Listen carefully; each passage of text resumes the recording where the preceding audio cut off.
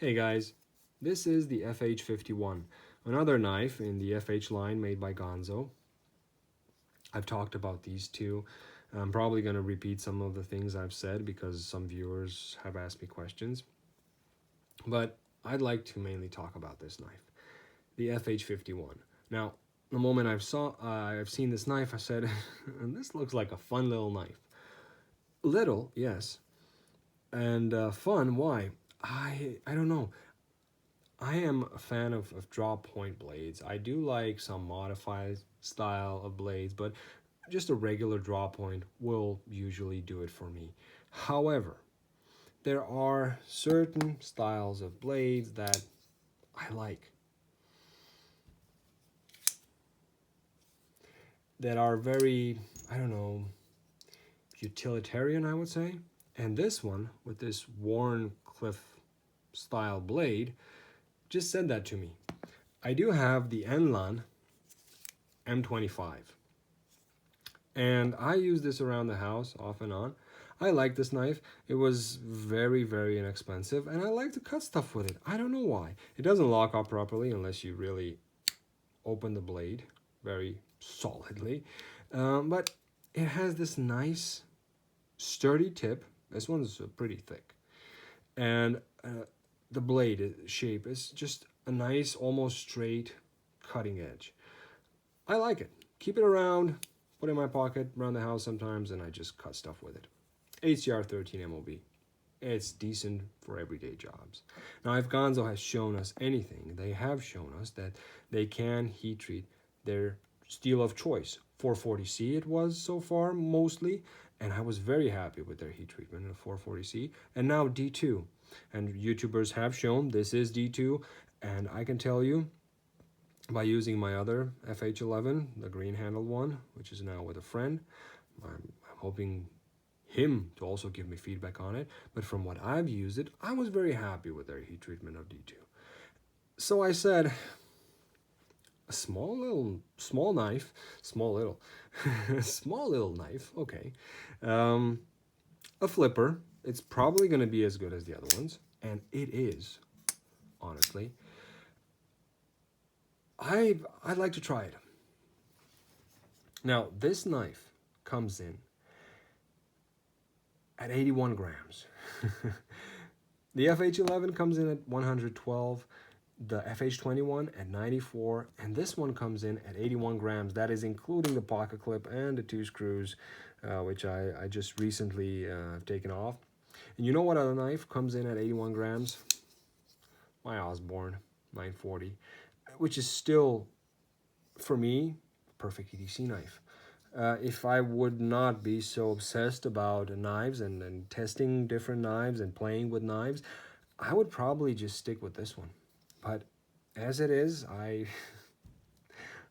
can't keep my hands off other knives. I'm sorry. Now, with the pocket clip and the two screws, this comes in at 81 grams. They drilled out some holes in the liners here to keep the weight down. Okay, fine.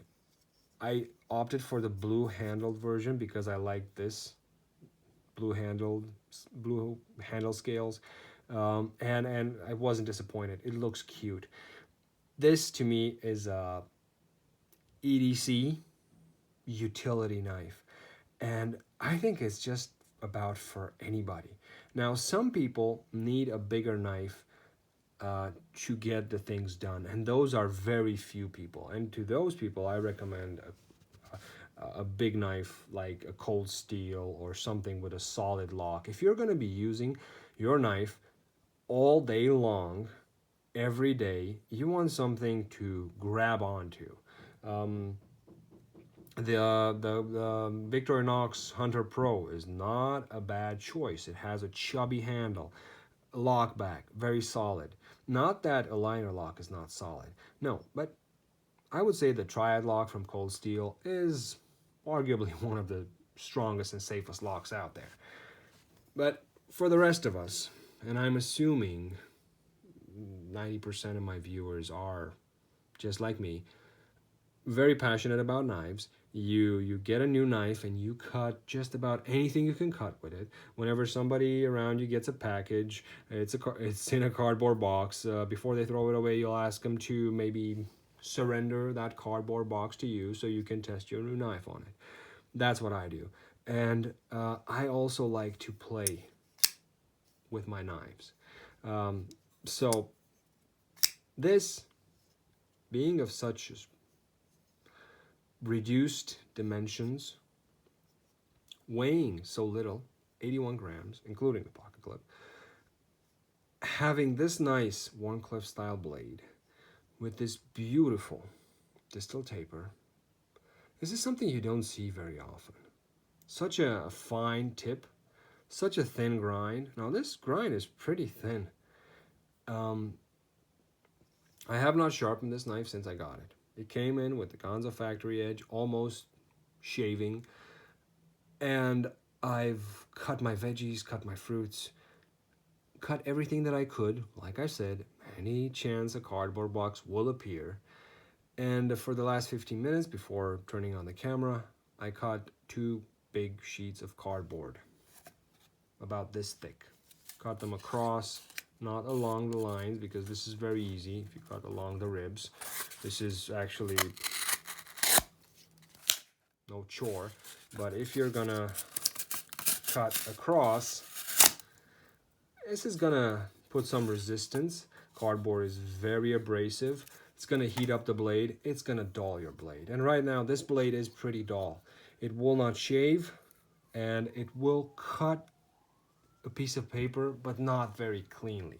This is after 1 week of cutting just about anything I could get my hands on.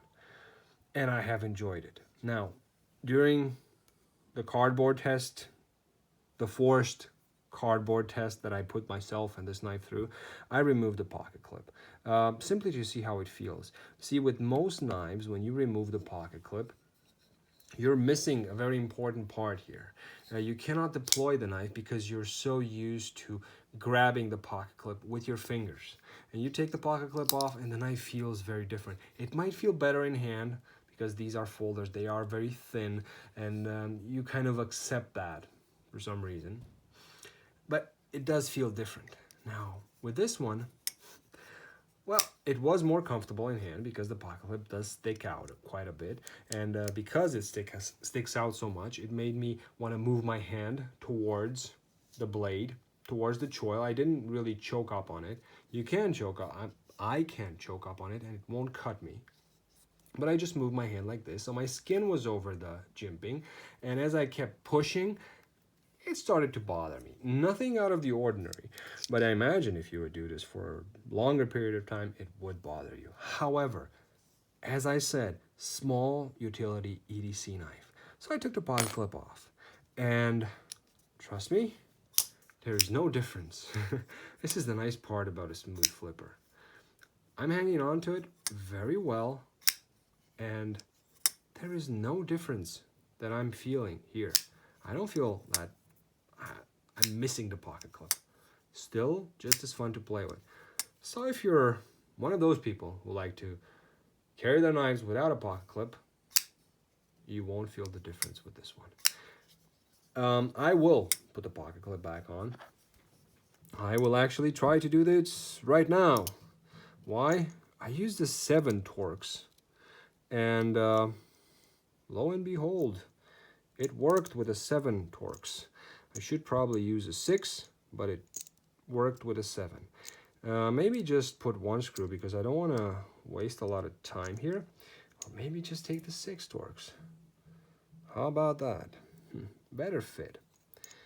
And I want to show you something. Now, the position of the pocket clip for the FH51 is very similar to what I complained about with the FH21. By the way, I did find the missing screw. I told people it was in a pile of cardboard. Very similar. However, the FH51 carries much better because it's pointier here, it's thinner. And I do not like this lanyard protrusion here. It doesn't bother your hand that much. However, I prefer the way they build the FH51, and this still remains my lanyard hole of choice. I'm not very big on putting lanyards on regular size knives. Now, if you have a small knife, yeah, sure, maybe sometimes you could say that, yeah, a lanyard would make sense. But for these knives, I don't think it does. And in fact, with the pocket clip, I know it felt better without the pocket clip. But since I do carry the knives in my pocket, I'm going to keep the pocket clip on. If you decide to carry this or have this around the house as a small utility knife, this is just a good investment.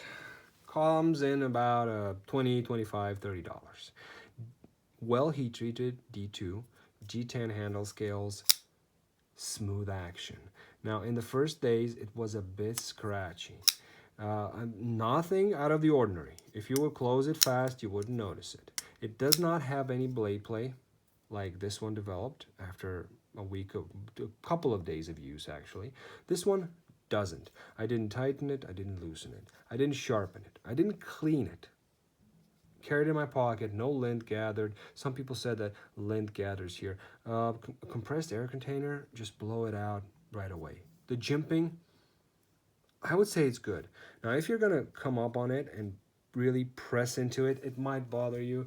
But other than that, I think it's more for indexing. And if you want to really control the blade and put your thumb or your thumb or your index finger on the jimping or swoop into this cutout, this does give you quite a bit of control. The choil, as I said, is big enough. You can easily sharpen the blade, use this as a sharpening choil or as a finger choil. With me, I'm squeezing very hard now. I'm not cutting myself. I don't think I did, but I wouldn't really use this choil. However, I think it's a good feature. Would they extend the blade to the end? Would that change anything about it? I think it would improve the knife. I think we would have more cutting edge length and would take nothing. But as it is, some people might prefer this choil, and I have nothing against it, honestly. Doesn't bother me. It's the very fine tip and the very, very nice distal taper that actually do it for me. You see this not often enough, that some manufacturer will put a thin grind and a nice distal taper with a thin, very, very pointy tip that you can actually use. It's very comfortable in hand, much more comfortable than the FH21.